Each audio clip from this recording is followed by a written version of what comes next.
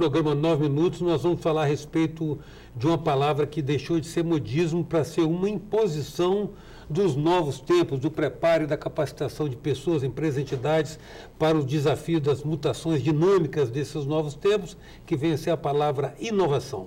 Vamos conversar com um profissional que lida muito diretamente com isso, exatamente na academia, ou seja, normalmente nos lugares onde brota a inovação, para termos uma noção do que está acontecendo hoje aqui em termos de Espírito Santo.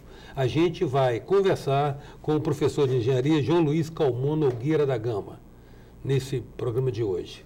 Professor, o Brasil tem um déficit de engenheiro, a gente sabe que essa relação engenheiro por habitante define o nível tecnológico do país, né? E a gente sabe que nesse aspecto aí nós estamos bem para trás, né? Se a gente pensar em 500 mil engenheiros formados por ano na China, na Índia, eu estou falando sempre dos chamados BRICS, os novos emergentes. O Brasil acho que não forma 50 mil. Como é que o senhor vê esse painel? Para começar, esse painel pouco estimulante para a inovação. Eu acho que o número essa relação de número de engenheiros, ela é realmente bastante inferior a países como Japão, Coreia do Sul, né, China, própria China, Estados Unidos, de maneira desproporcional até em relação ao Brasil, e isso evidentemente está correlacionado com a inovação tecnológica, né? Essa quantidade de jovens, tanto que existem programas hoje no governo, programas da CAPES, Ciências Sem Fronteiras, vê-se aí como que estão colocando alunos para fora, para ter experiência no exterior, para viver essa experiência, para trazer essa experiência para o Brasil. Então, realmente, nós precisamos incentivar os jovens a investir. Agora, existe uma certa contradição no momento que a gente fala que precisamos de engenheiros versus a situação atual. Mercado de trabalho. Aí existe essa confusão, porque o país tem que se preparar para o futuro, né? O país tem que se preparar para o futuro, o mundo tem que se preparar para o futuro. Podemos tirar até a dimensão só de país e podemos colocar uma dimensão de mundo. Sim. Né? E precisa se preparar para o futuro e não só para um contexto econômico regional, nacional, momentâneo. Se nós tivemos na década de 70, né, final da década de 70, início de 80, a década perdida, um desespero. Não tinha emprego para engenheiro, né?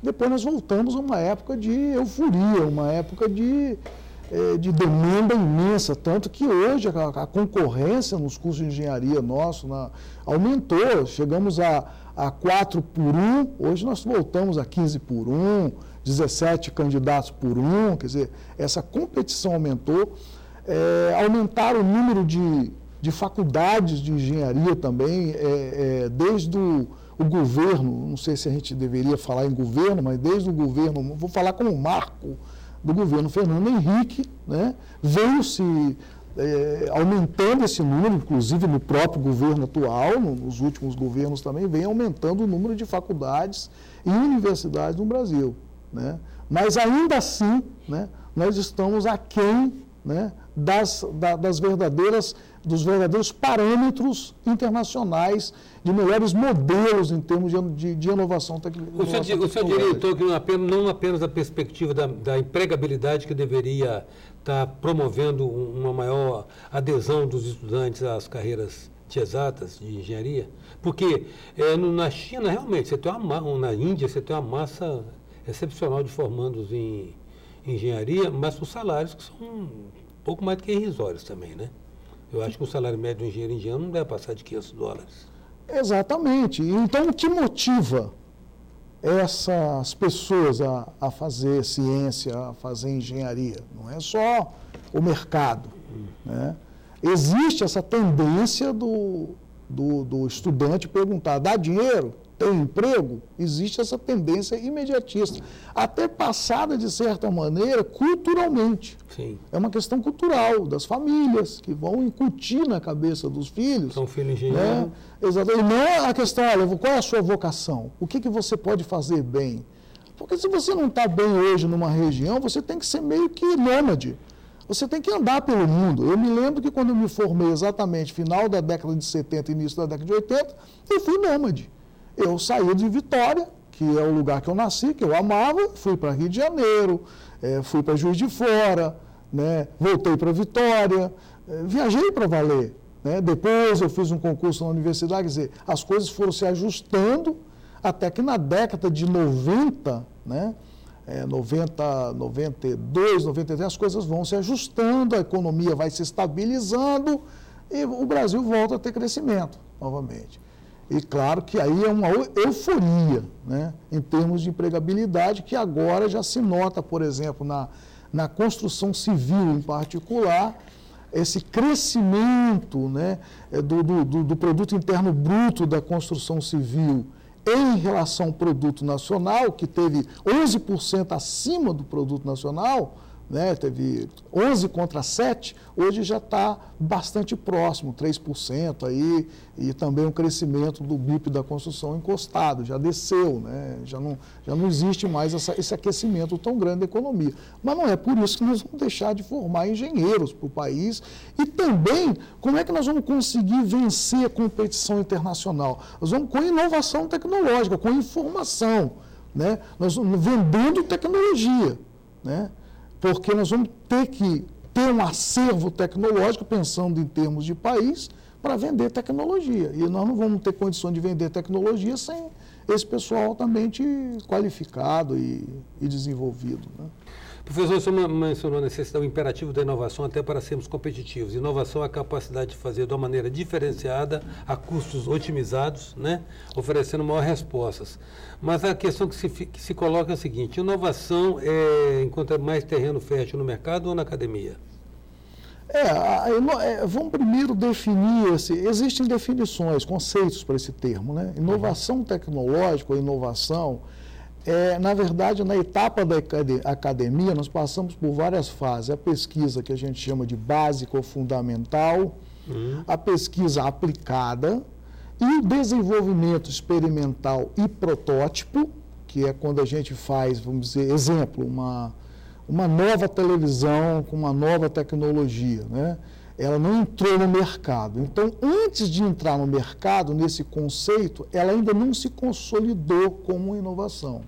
Ela só consegue se firmar como inovação tecnológica quando ela consegue absorção no mercado, quando já existe uma engenharia de produto, uma engenharia de processo em termos de fábrica, em termos de sistema de produção.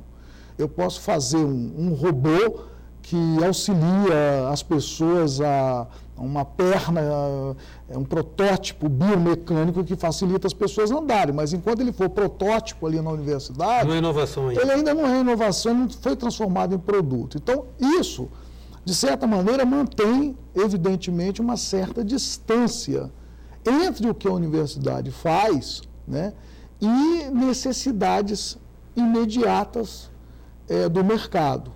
Né? Isso aí é uma coisa que fica claro, essa distância.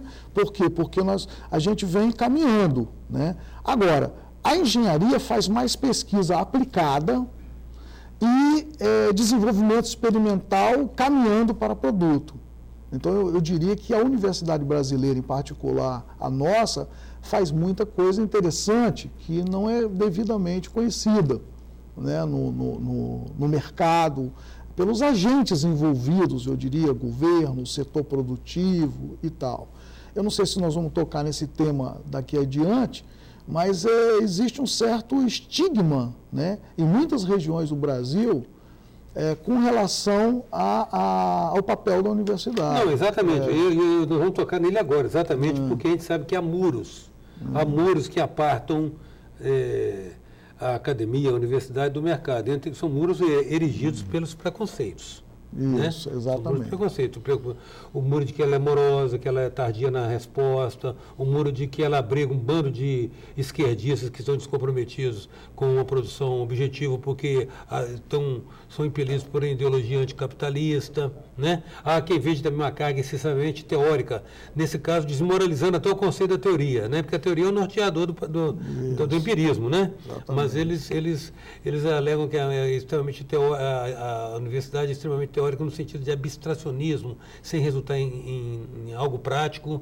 São esses os muros que separam essa interação da sociedade com a faculdade? Exatamente, você tocou na maior parte deles. Quer dizer, isso coloca a gente muito sufocado como professor, pesquisador, há 31 para 32 anos, né? Eu até conversava, né, outro dia com colegas e tal a respeito disso, que eu me sentia muito sufocado, porque eu acho que eu não estou conseguindo passar para a sociedade não está recebendo o que eu tenho para dar, o que nós, na universidade, temos para dar.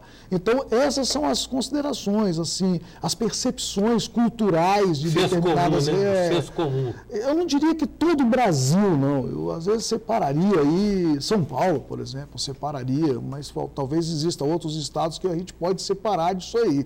Mas, na maioria dos estados brasileiros, né, a gente sente nas famílias, nos comentários, às vezes você está numa sauna, né? Eu sou muito sauneiro, aí você fica escutando as pessoas falar e fica guardando a percepção delas, né? E é engraçado que eu ouço as pessoas falando, a universidade é morosa, a universidade é muito lenta, os meios são muito burocráticos, a legislação não ajuda, eu não procuro mais a universidade, olha, eu desisto, tipo assim.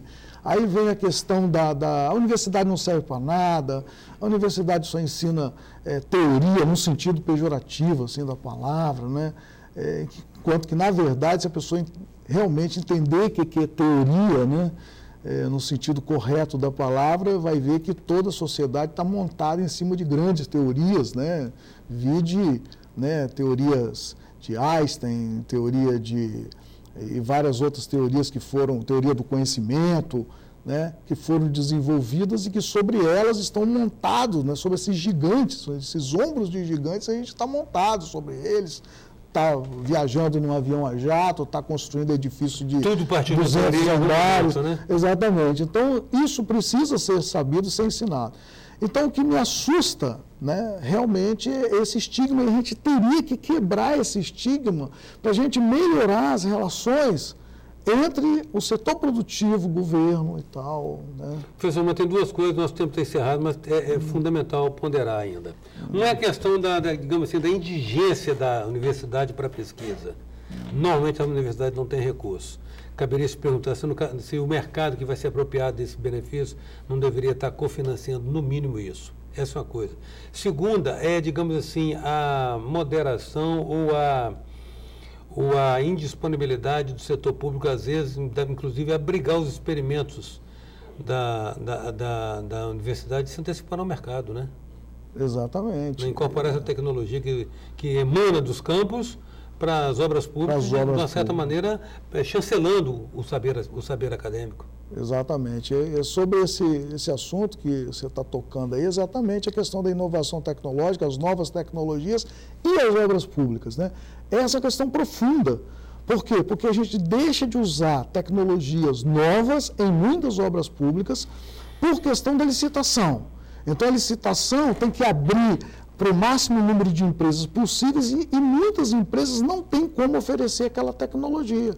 Então, aí existe uma certa interpretação do mundo, muitas vezes o mundo jurídico, de dizer, olha, não, porque se você fizer a licitação dessa maneira, você vai proteger, favorecer. Não se trata de que muitas vezes o governo, eu não sou governo, queira favorecer. O governo quer inovar e fica impedido de inovar por causa de... Então, eu acho que isso precisa de uma maior divulgação, de mostrar como que a tecnologia vai trazer em termos de custo, qualidade, durabilidade, sustentabilidade para a população. E isso não está sendo abandonado. Nós temos casos aqui, eu dou exemplo daquele viaduto ali do contorno, por exemplo, aquilo ali que durou mais de um ano e meio, eu poderia fazer aquilo muito rápido, em 6 meses, em sistemas pré-fabricados. Nós temos engenharia no Brasil para fazer aquilo? Temos. Só que o sujeito vai dizer que aquilo é corrupção, isso não é. É questão que a licitação não deixa, né, você restringir a tecnologia que você quer usar, porque pensa-se que é uma espécie de protecionismo, e não é. Então, nós nunca vamos melhorar a tecnologia nesse país pensando dessa maneira, em termos de obras públicas. Professor, eu agradeço muito a sua presença aqui. Isso, certamente, outras oportunidades gostaríamos de tê-lo aqui para estar alimentando esse assunto que tem muito a ver com a nossa perspectiva de desenvolvimento. Grato pela sua presença. Muito obrigado. Enorme Minuto encontrou com a presença do professor de engenharia, um arauto da inovação aqui na nossa academia, que é o professor João Luiz Calmon Nogueira da Gama. Até já. Sou passageiro do tempo, tentando entender, erro e acerto os caminhos, aprender